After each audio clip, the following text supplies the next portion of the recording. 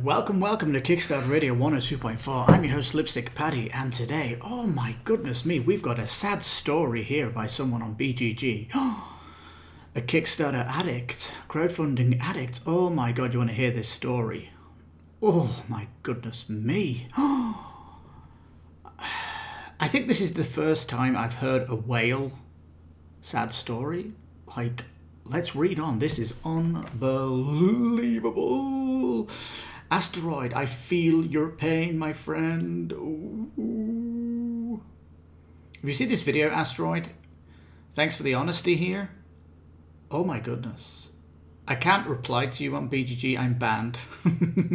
Because when I was on BGG, I used to link videos in the chat and I got banned for it. And now you can do it. Will they let me back on? No. Anyway, Astroyd.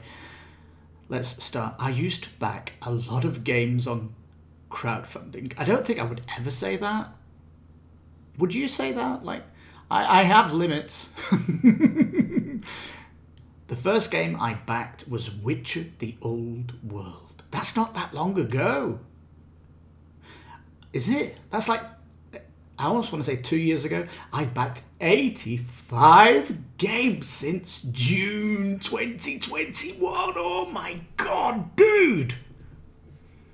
85 games. Oh. I have this rule. It's called the rule of 10. You should only have 10 outstanding Kickstarters that you backed. Yeah. And when one delivers, you scrub it off the list and you make another one. And of course, COVID pushed my list and I pushed it to 15 because it slowed all games down. But at the minute, I've got 8 on my list, I think. No, 10. I've got 10. I've got 10. And I'm keeping my 15, by the way. Anyway, 85! 33 of these games are still pending delivery. Oy, dude, 33? When my list was at 15, I was pretty stressing, like, there's no way I can back another one with 15 outstanding games. Like, I'm not buying a game this year because I've got 15 Kickstarters that could come in. But 33, listeners, how many games are you still pending? Are you as bad as Astroyd here? Jesus, Mary and Joseph. Let me just see what he's got here. He found the Easter eggs. Machine learning, pattern recognition. AI? You're interested in AI? Cult of the New? Yeah, I guess so. Silver board game collector. Yeah, I think I had that. I love my gamer spouse. Look at you. You got a gamer spouse. Anyway. Only the most beautiful pimped out family games would my wife touch with her delicately manicured nails. Anyway. With one of them not guaranteed not to deliver. Let me guess. It's the Mythic Games. Was it a Mythic Games, Astroyd? Bum. Probably is, isn't it? Now, most of these are all in pledges, so we do have a whale here, if you don't mind me saying, Astroyd. 33? I also used to buy a lot of games at retail. Ooh. I think my Kickstarters outweigh my retail. That's one retail game to every 5 Kickstarters. I think that's my ratio at the minute. I don't have stats on that, but I currently own 833 games, including 83 expansions. So let's take the 80 off those. So you've got 300 games, and that's a lot. Dude. I think when you get to 100, you need to start culling games. I really do. 383. From what I've seen, people usually get to 400, and that's when the cull starts. But for me, it would be 100. What's your cull limit? Do you, listener, have a cull limit when you actually... when you actually think, I've got too many, I need to look at my shelf and think, which games will I never play again? When do you do that? I've not got to this stage. I'm not going to get to this stage. If I take my expansions out, I've maybe got another maybe a 15 before I hit 100 or something like this. Anyway. And that was before his crowdfunding journey. So this guy was super retail and then he came to Kickstarter. God bless your heart, but dude, we all on this journey. I likely had less than 50 games. So in the span of 2.5 years, I've acquired 300 games, 50 from crowdfunding. You know, that's not too bad, is it? You know, if you really want to, it's 300 games, dude. It's terrible. What are you talking about? 300 retail games. Jesus, Mary and Joseph. Are you kidding me? No, it's 250 retail, 50 from crowdfunding. Okay. This guy's stressing me out just reading about his story here. Jesus, man. He has a problem. What was the problem? I just received Ether all in. That's that giant box, isn't it? It's like adventuring around a map. I do like Ether, but it has that kind of indie feel. It doesn't have that spit and polish, and I don't think the art is Premier League art. So he says he doesn't even have the energy to open the box. Dude. Dude. Man, I'll tell you now, the 10 games I've got on my list, as soon as they come, I'm so excited. I get a picture with the box. I love it. It's like a celebration. It's so amazing when I get them. And dude, you've not even got the energy to open the box. Jesus Christ almighty.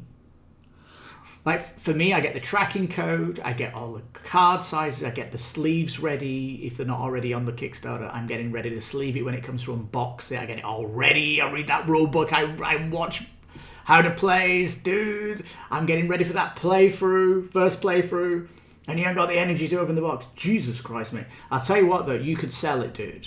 Astroyd. If you don't care about it, you just sell it. You get good money for it. Don't worry about that. This is the most recent addition to a long list of games like this. So you've got like brown boxes stacking up, not even opened. It's Sleeping Gods, both versions. Wow. Return to Dark Tower. That was like a 400 something all in, wasn't it? Ouch. Uprising. Is that the second edition? Ooh. Oy, dude, that game. I would have got that game, but the shipping just knocked it out of the park. I think, Astroyd, if you move to Mexico, I'm sure the shipping will cut a lot of these games that you wanted. For the egregious shipping prices that some companies charge. And Lords of Ragnarok. Jesus, Mary and Joseph. You've not even opened that box. That's Awaken Realms box of goodness, isn't it? You didn't even open it. And Destinies. You've not even opened Destinies. Are you kidding me? And you've got a wife who likes gaming. She's going to love that game. What? And this is to name a few. Dear God, Astroyd, I'd love for you to elaborate on these boxes you've not opened. I would love for you to elaborate on the 33 games still pending delivery. That'll be fascinating, dude. And if there's still pending delivery, can you not just cancel these, Astroyd? I mean, what's going on? There are also several games I purchased at retail that also remained unopened. What the what? Really? I'll tell you what, Astroyd, I've gone down to one retail game a year, and last year I didn't get one. For me, there wasn't anything that really tickled my fancy to really compete with my crowdfunding games. He says, I'm burned out. Hang on. You get burned out when you play too many games. You get burned out. What do you mean you burned out? He's going to elaborate. I got burnt out on several facets of the hobby. Okay, I don't like all-in pledges. Are you kidding me? Get out of town. You just said most of them are all in. The more I receive them, the more I dislike them. You might start liking them when you sell them because it's the all-in that gets the most money if you sell them, right? All you need to do is look on eBay and you'll see a lot of your games that are selling. Absolutely. And especially if you've got retail boxes that have not even been used, you might get a good price for them. Specifically when expansions are involved. Ooh. My shelf of shame is too large. Dude, your shelf of shame could be a profit winner. You could flip these and sell them. That's how it is. If a game on your shelf is not even opened or unboxed or anything, if you've not done anything with that in a year, sell it. Simple as that, you know. There isn't enough time in the day to play all these games. I bet, man, 380 games. Like, you could stop collecting and start playing these for the rest of your life once a week, and you'd maybe get 2 playthroughs of every game. You've got a bucket load here, dude. My tolerance for bad rulebooks is quickly diminishing. Dude, just read the bad rulebook, watch the play online, go to the FAQ, check BGG for problems. Like, this is all part of the process, isn't it? I mean, normally I'll read a rulebook, watch a playthrough, see if there's any FAQ, errata problems, and then when I play the game, I always come back and read the rulebook just to check if there's any mistakes. So, you know, this is just called the first playthrough, isn't it? That first time you get it to the table, you're expecting mistakes. So, you know, can't understand them. Ooh. I'm getting very annoyed for paying for a crowdfunding game and seeing it for half the cost at retail. Well, I mean, if you're picking up these games that are like under $100, they normally do appear at retail. But for example, Chapters, the Masquerade, Vampire the Masquerade Chapters, that's never going to retail.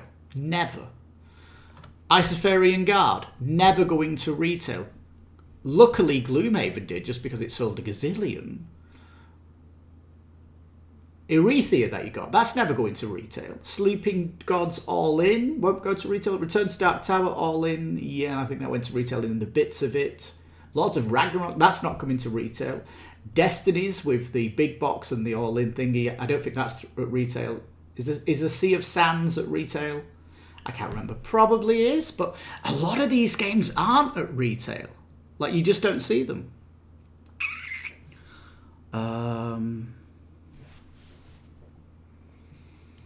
Yeah, Perseverance game, that's not at retail. Just, are you making me think here, Astroyd? Firstborn Rangers, that was only at retail for like a millisecond and it got sold out. And it wasn't half the cost.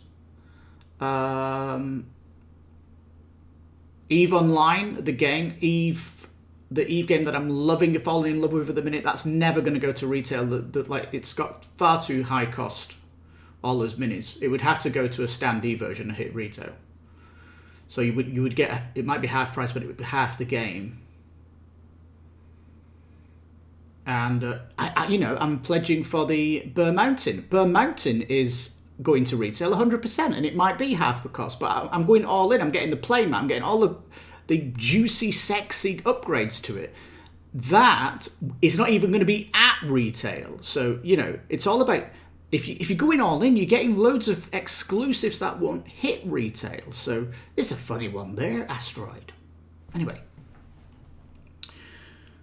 I'm quickly realizing the amount of waste and I contribute, and it's sickening. Waste. Big boxes destroy our desire to play a game. I think you'd be talking about intimidation there, aren't you? Because if you get a big box, just pull out the rule book and start reading it, and then as soon as you realize that you don't need everything in the box, you can start on just like the base of it. You get over that totally. Anyway, solution. He's got a solution here. This is a good diary, by the way. For the most part, I've almost completely stopped crowdfunding. I think you need to stop buying games, dude. Remember, you've also got a retail problem, not just crowdfunding. I've tried to come up with little rules. Yep. Only back the base pledge. No, dude. Dude. It's the base pledge that will be cheaper at retail. Only back X per month per year. Yeah, set 10. I used to have 10 Kickstarters or 10 crowdfunding games a year. Only one. That's a big super $500 pledge. One a year. That's what it would be. Depends on your disposable income. You might have 4 500s. but it doesn't exceed the 10. Doesn't exceed the 10 if you're going to do it. None of these seem to work. If you get 10 on your belt, stop looking. That's it. I know you might be close to the hobby, but like, go to YouTube, unsubscribe from all of the channels. Don't go to BGG, just ignore it. Gen Con, just have a look, but not a shopping look. Have a list of games, write them down like a hot list. Like I've got a retail hot list from 5 years ago and I write games on it. But I've never actually gone back and bought these games. It's just a little list that I've put together, but But yeah, you need to close down all channels is the way.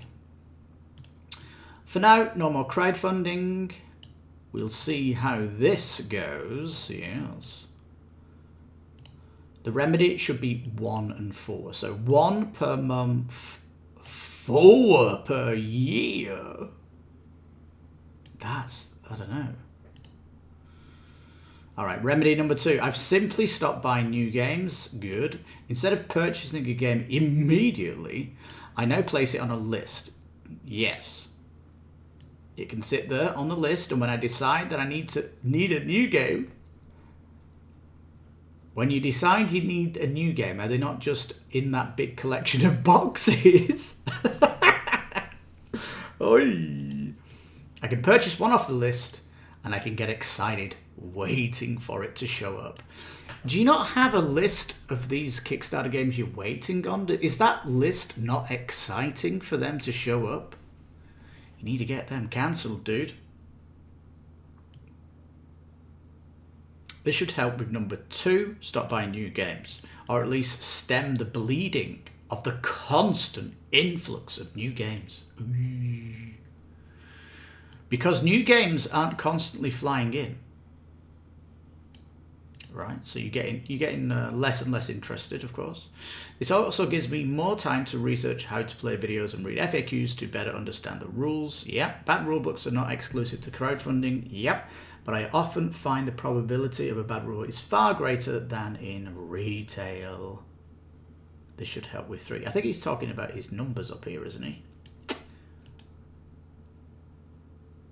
Yeah, remedy 1, don't buy all in. Number 4, getting annoyed at paying for these, blah, blah, blah. Okay. All right, dude. My solution for you would be all those boxes you've not opened, sell them on eBay. You'll get great costs for that. All those retail games you've got, sell them too on eBay. You'll get good amount. Just look on eBay at some of these games. You get there's people selling them for fantastic prices. And like Return to Dark Tower, that you're probably going to get, if not more than what you paid for that. Destiny's all in, gets a lot of money. So does Sleeping Dogs, Eureka 2. Uprising, like that's never going to retail. That you'll get a good price for that. Lords of Ragnarok, you'll get that as well. That's not going to retail, so get selling, dude. Next is the waste problem. I'm throwing away so many shipping boxes, punchboard, plastic wrap, etc. Is there no recycling in your city? You could take all them to the paper recycling if it's a concern, isn't it? I've come to appreciate simply packaging, like with the new version of El Grande. Ooh, I wouldn't touch that with a barge pole, but that's me. I'm not sure the environmental impact of the production. Tuck boxes instead of plastic bags, paper wrapped cards instead of plastic, wooden figures instead of plastic, etc. Environmental impact. Let's talk about this for a second. When you've got crude oil and it gets refined, it goes into many products. So even if you if the world stopped using plastic, you would have this plastic liquid, just hanging around while all the other parts of the oil, the crude oil, is getting used for fuels and stuff.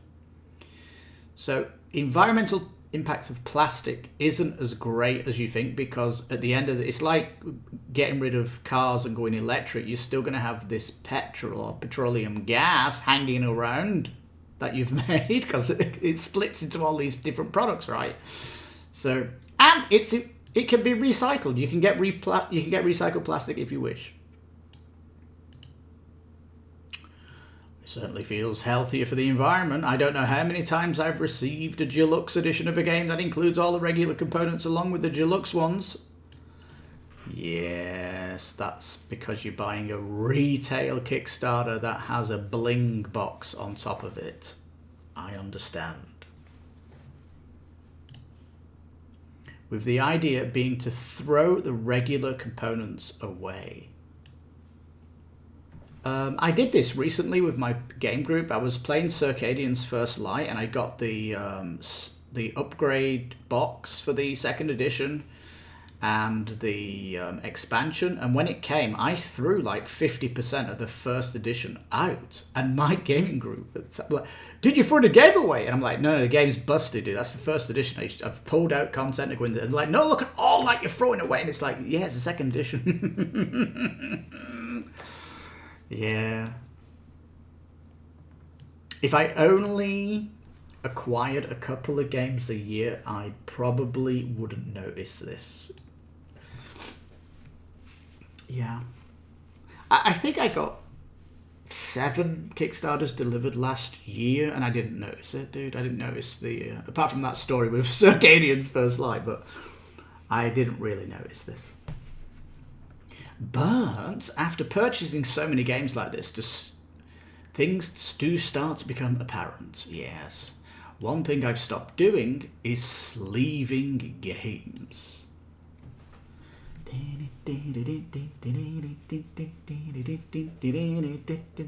Why do you sleeve games? I'm gonna have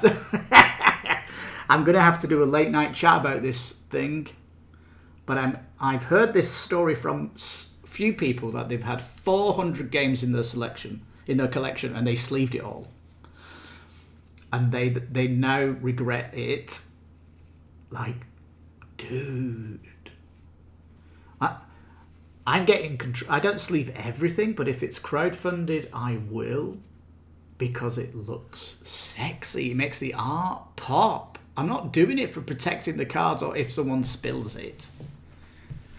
I used to love when a crowdfunded game included sleeves. Me too. The cost of sleeves in Mexico, it's outrageous. Then I wouldn't have to hunt them down. I hate doing this, dude. I hate hunting sleeves down. Because what I've been doing is wait for the game to arrive now and then test it with all my sleeves that I have, so I actually get a sleeve that fits it. Because I hate that overhang. It drives me crazy. Now, I don't want them. They're time consuming to put on.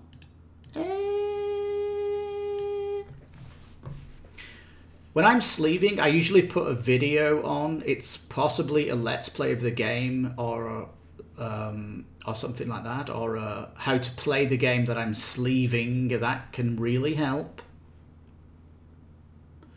They rarely fit in the box. Dude, when you're crowdfunding, you need to ask, if I sleeve, will it fit in the box? Like,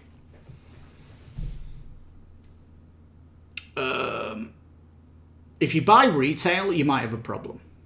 I've noticed that, but usually with Kickstarter they do like care for this, and if for example it's not going to fit in the box, they might do a sleever box for those people. So, you know, this is something you can research from individual games, and I know you've got all these games coming, and it might be difficult to micromanage it all, but they generate unnecessary waste to the environment. How is a sleeve environmentally bad if you're using it? I mean, if you buy, let's see, a lollipop with a plastic stick and you throw that away, then that is waste. But if you're still using the sleeve, come on. I get the appeal for them, but I'm going on the Dice Tower cruise and seeing that they sleeve none or almost none of their games. Yeah, they've got like 5,000 games, haven't they? That'd be impossible. Seeing the condition they're in, surprise, they're still playable. There's no reason I need to sleeve mine. Sex it up, baby, sex it up. Lastly, the big box.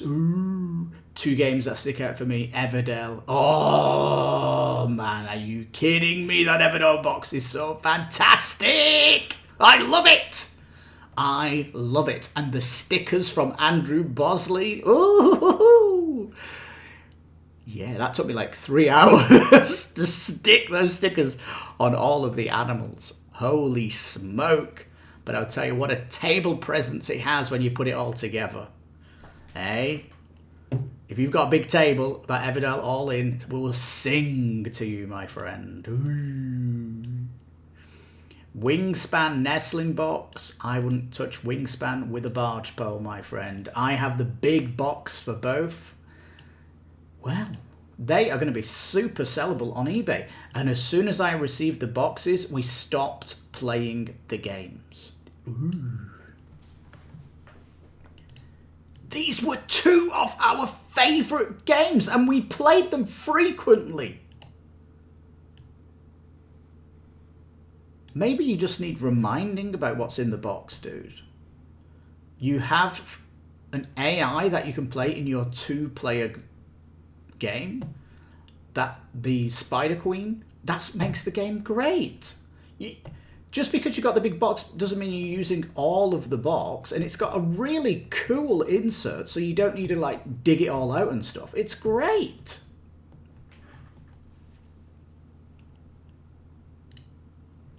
It became too cumbersome, too much hassle, too much of a hassle to play these games.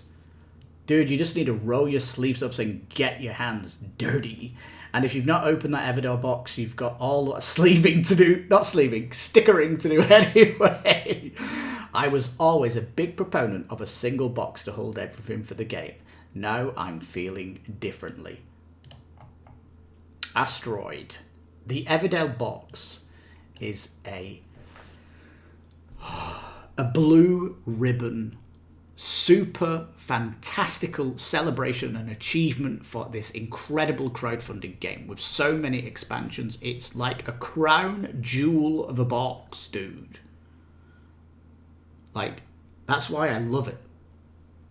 It just shows how incredible it is and where it's got to. Now, Wingspan, nestling box, blah, blah, blah. Don't care about that, but the Everdell for me is it's great. I don't know if you've got it, but what do you think of your Everdell box? For me, it's a shining star of the Kickstarter generation. It really is. Right. He's feeling differently now about super big boxes. To sum up, I'm hoping that ceasing all crowdfunding and only buying games at retail and drastically slowing down my purchases will help me find a spark. Do any of these resonate with you? Do you have any suggestions? All right, Astroyd. My suggestions coming up now, so get a pen and paper. Shelf of shame, turn it into shelf of money. Put those games on eBay and you'll get good coin for it. It's true, especially those big boxes. When you've got all these games coming, you do lose, you forget why you backed them, maybe, and you need to get that spark back, I guess. But how many have you got coming still? 33 games still coming. Dude.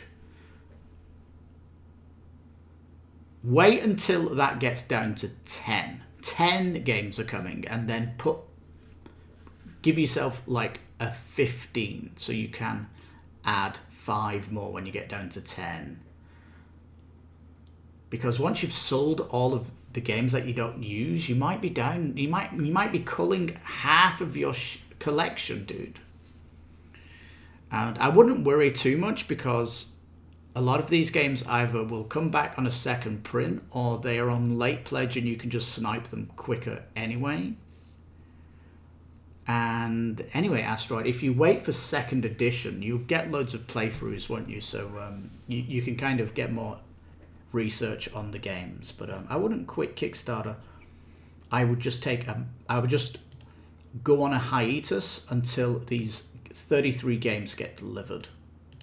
And then limit your spend to maybe one $500 all-in per year, and don't add until games get delivered. That's what my suggestion is for shopping, if you do go into this problem of overspending. Ouch. But yeah, that's too many games, dude. I think anywhere over 100 is too many, and you've completely gone bananas there, dude. So you need to start selling them, is where you need to be.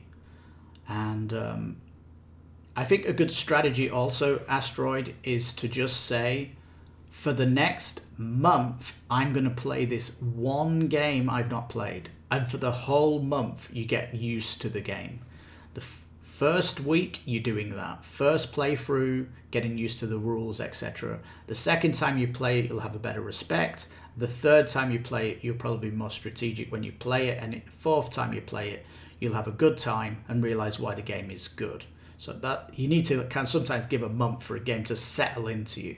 I know you've got this massive ocean of games on your library, but that's my suggestion, that is how to approach these things. But so yeah, sell the games, cull your games, and don't be doing any retail or any crowdfunding backing. Maybe do shortlists and keep to your shortlist.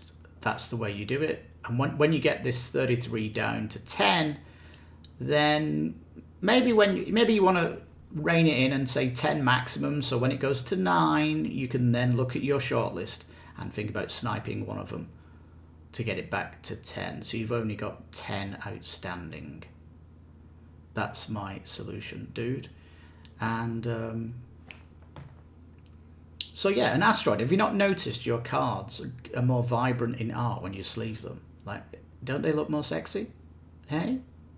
Anyway, Astroyd, thank you so much for honesty. This has been a fantastic thing going through. I've really enjoyed this story. It's been absolutely fantastic diary, and I wish you the best, Astroyd. I hope you can flip a lot of these games, get some money, and cull your games down, and we'll bring you back to the hobby in a few years, Astroyd. Just go on hiatus for a bit, and yeah, you've still got 33 games, dude, to look forward to. So even though you go on a hiatus, you're still going to be getting new games coming in. So it won't feel that bad at all. So Astroyd, chin up, my fellow, and good luck to you. And thanks for your diary. Well, if you like this video, please give it a thumbs up. If you're on BG, go to BG and tell Astroyd, thank him for his diary here. It was well enjoyed. I'll put the link in the description below, of course. I've been your host, Lipstickpaddy. This is Kickstarter Radio 102.4, and we were looking at Astroyd's diary about his big problem being a whale and all that good stuff. So yes, leave your comments down below what you think of it and all that good stuff. And I've been your host, Lipstickpaddy. This is Kickstarter Radio 102.4. You take care, stay safe, and bye-bye for now.